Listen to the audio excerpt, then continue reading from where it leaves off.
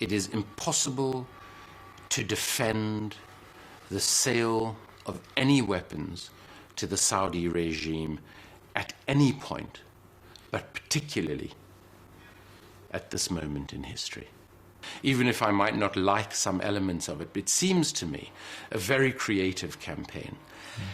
I think that it is entirely legitimate to campaign against the people who are profiting from the trade in weapons. This is not a normal trade. This is not about buying and selling fruit and vegetables. This is about selling weapons of death. This is about selling weapons of oppression. Those people who are in this industry need to know the consequences of the profits that they are making.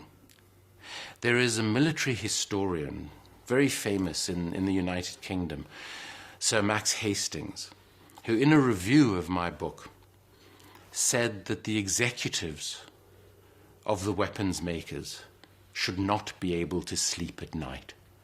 And I agree with that. So I think that a campaign targeted at the shareholders of companies that are trying to get permission from the German government to sell weapons to a regime like Saudi Arabia have to face the consequences of what they do. So I would ask these people who were historically peaceniks, maybe of the left, to really search their consciences at two levels.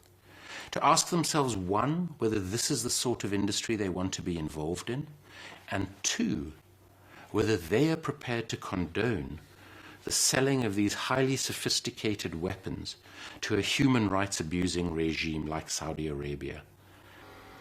There is no Saudi arms deal that I'm aware of that has not involved huge levels of corruption. So I think the first thing to be very well aware of is that it is very unlikely that there is going to be a clean arms deal with Saudi Arabia, first thing. Second thing to bear in mind is that all of the major human rights organizations in the world have for decades now identified the Saudi regime as one of the most oppressive, one of the most consistent violators of human rights, both in its own country, where women don't have the vote, where women are not allowed to drive, where political opponents are brutalized in the most unimaginable ways. But now, with the emergence of the Arab Spring, Saudi Arabia has been bringing that form of oppression and repression to the region. So in Bahrain, for instance, the democracy movement was put down only by the intervention of the Saudi armed forces and Saudi weapons.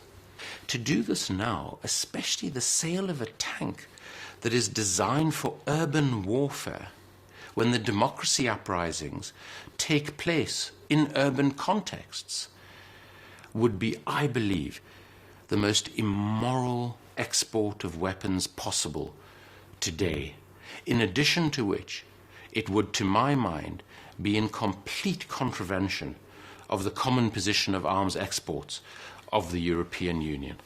It is something that would lead directly to the deaths not only of Saudi citizens who are fed up with their own autocratic regime, but the democracy demonstrators in Bahrain, many of whom are in jail today being tortured.